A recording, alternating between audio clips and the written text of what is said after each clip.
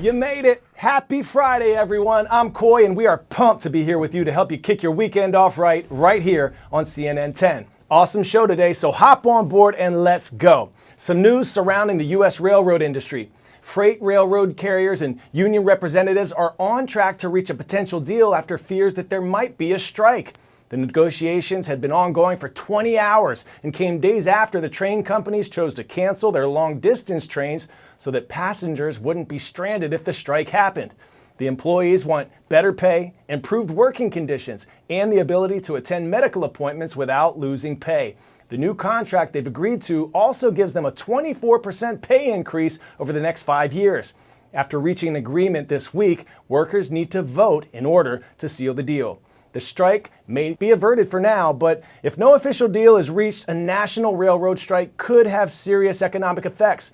A walkout of 60,000 workers could derail industries across the country and impact the supply chain. According to the Association of American Railroads, this could cost the economy $2 billion a day. We also could see higher gas and food prices and more expensive consumer goods. But analysts say that even if a deal is signed, the railroad industry still faces a number of issues, including labor shortages and competition from trucking companies. We'll hear now from CNN Chief Business Correspondent Christine Romans about the potential economic impact a strike like this could have. The rail system, an artery for the American economy here, no question. Here's some of the other ways a nationwide freight rail strike could affect you, the consumer. Higher gas prices, about 300,000 barrels of crude oil moved by rail every day. That's enough to supply 2 mid-sized refineries. If the refineries can't get the crude, they'll be forced to cut production and they won't be able to ship already refined fuel either. Higher food prices as well here and shortages potentially on shelves. Just harvested crops like corn, soybeans, and wheat, they won't get to food processors. And not just here in the U.S. U.S. corn exports to China, a huge amount of grain move out of the Pacific Northwest, a long way by rail from the Midwest. Right now, meat packers are also very concerned. They can't have their fresh meat packed into rail cars only to be stranded on the tracks, right? Beyond food, you're looking at higher prices and potential shortages of other goods you buy in stores and online, like housewares and hardware and clothes, you name it. If distributors and stores can't get them, you can't buy them. And the holiday shopping season, by the way, is right around the corner. And then manufacturing, same logic here. If factories can't get parts, if factories can't get raw materials, then assembly lines grind to a halt and they can't ship what they've already made either. A rail strike would put the brakes on delivering new cars, new trucks, SUVs. Automakers already struggling to rev up production due to a part shortage left over from the pandemic. New car supplies already limited and prices are at record highs there. Pausing factory production would only make it worse. 10-second trivia time. Tegucigalpa is the capital of what Central American country? Honduras, Guatemala, Nicaragua, or Belize? Home to more than 1 million people, Tegucigalpa is the capital of Honduras.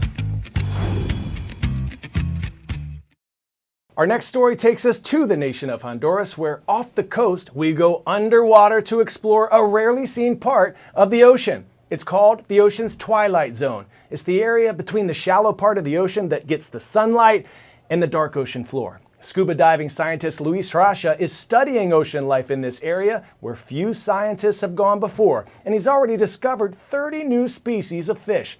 Rocha feels that the more we understand these habitats, the better we can protect them.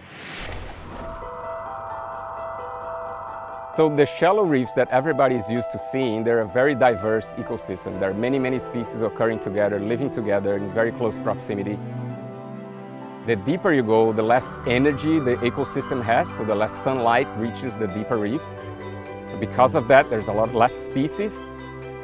When you get up close, it's still a very colorful ecosystem. There's many, many different kinds of fish, and many of them are unknown. In the past 10 years, I think I discovered about 30 new species. My name is Luis Rocha. I'm curator of ichthyology and co-director of the Hope for Reefs initiative at the California Academy of Sciences.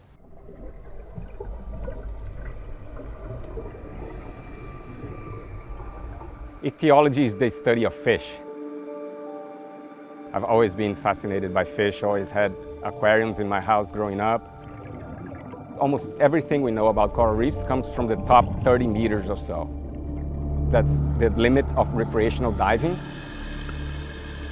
The ocean's twilight zone, the portion that I study, it's the coral reef between 200 and 500 feet. The technical term for it is mesophotic coral ecosystem.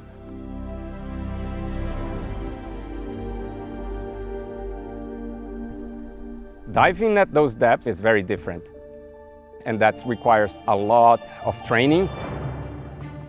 Because very few scientists do it, a lot of things about this region are unknown. So every dive we do to those depths is a new discovery. It's very demanding to dive at those levels for a human. It's lots and lots of preparation, concentration.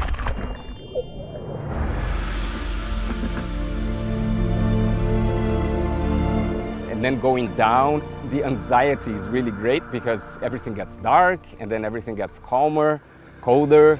And then when we get there, we know why we're there. When we see something that nobody has ever seen before, it's absolutely amazing. Coral reefs are under tremendous threats. They're suffering because of overfishing, pollution, fishing pollution, plastic pollution, even at places that nobody has ever seen before. So that was one of our first discoveries, that those deeper reefs are really not a refuge for shallow reef organisms. And then at the global level, the biggest threat today is climate change. So the waters are warming, they're warming everywhere in the planet, and the warmer they get, the worse it is for coral reefs.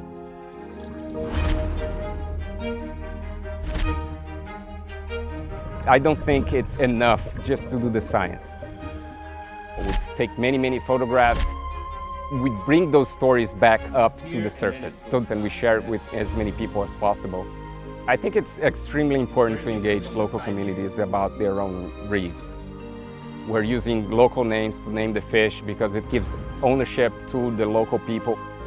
And we also always engage with policymakers everywhere we go to try to increase protection on shallow reefs and on deep reefs. And for the most part, when people realize that those reefs are there, they move towards protecting them.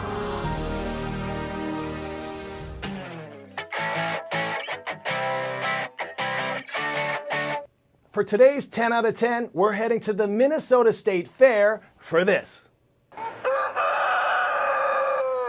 Look out, a good old-fashioned rooster crowing contest. What, you've never been to one? Well, here's how it works. The feathery contestants get 30 minutes to try to be the squawk of the town. Rooster with the most crows wins. On this day, a bird named Buster took the top spot. 32 crows. Last place went to a dude named Silent Bob. 0 crows. Way to stay true to yourself, Bob. You do you. We want to give a special shout out now to Mililani Middle School in Mililani, Hawaii. Did you know, Fun Fact Friday, that the state fish of Hawaii is the Humu Humu Nuku Nuku Apua'a? Try saying that 10 times real fast, or just try saying toy boat 10 times real fast. Good luck. Aloha and happy Friday, y'all. We hope you and everyone watching around the world have a wonderful weekend. I'm Coy. Thanks for watching CNN 10.